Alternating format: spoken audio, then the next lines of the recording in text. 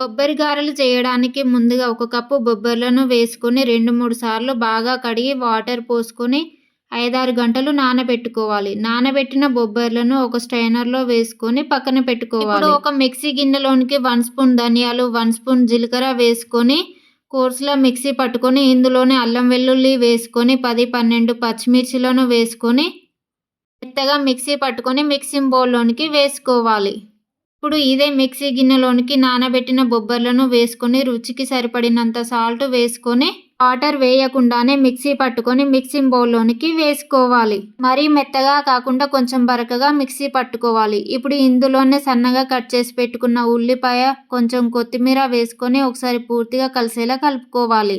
Deep ఫ్రైకి సరిపడా oil వేసుకొని ఆయిల్ వేడయ్యాక ఇలా నేను చూపించిన విధంగా ఒత్తుకొని ఆయిల్‌లో వేసుకోవాలి. ఇప్పుడు 2 వైపులా తిప్పుతూ ఫ్రై చేసుకొని ఒక ప్లేట్‌లోనికి వేసుకోవాలి.